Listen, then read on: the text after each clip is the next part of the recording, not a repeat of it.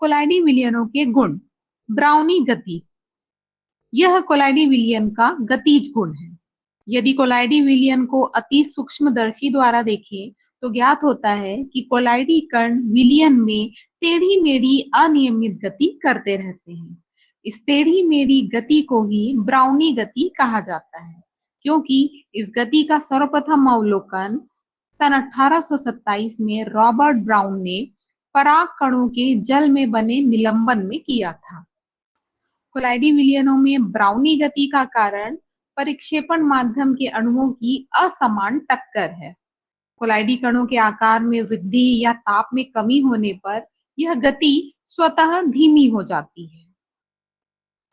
टिंडल प्रभाव, यह कोलाइडी विलयनों का प्रकाशीय गुण है। प्रकाश किरण को वास्तविक विलयन में से गुजारने पर इसका मार्ग दिखाई नहीं देता, लेकिन यदि हम प्रकाश किरण को किसी कोलाइडी विलयन से होकर गुजारे तो उसका मार्ग प्रदीप्त हो जाता है और अंधेरे में एक चमकीले शंकु की तरह दिखाई देता है, जिसे टिंडल शंकु, और इस घटना को टिंडल प्रभाव या फैराडे टिंडल प्रभाव कहते हैं। यह टिंडल प्रभाव कोलाइडी कणों द्वारा दृश्य प्रकाश किरण के प्रकीर्णन के कारण होता है। वास्तविक विलयन में कण बहुत सूक्ष्म होने के कारण दृश्य प्रकाश का प्रकीर्णन नहीं कर पाते, किंतु कोलाइडी विलयन में परिक्षिप्त प्रावस्था और परिक्षेपण माध्यम के अपवर्तनांक में अंतर होने के कारण प्रकाश का टिंडल प्रभाव होता है। यही कारण है कि द्रव विरोधी कोलाइड विलयन स्पष्ट टिंडल प्रभाव दर्शाते हैं, जबकि द्रव स्नेही कोलाइड यह प्रभाव नहीं दिखाते हैं।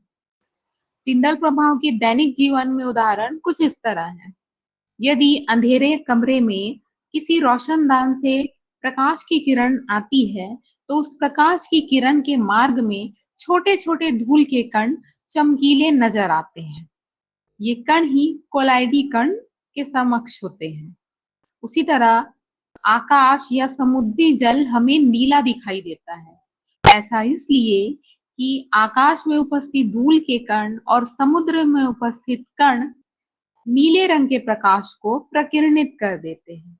इसीलिए समुद्र का जल नीला और आकाश का रंग नीला दिखाई देता है। धूमकेतुओं और पुच्छल तारे की पूंछ दिखने का कारण भी टिंडल प्रभाव होता है।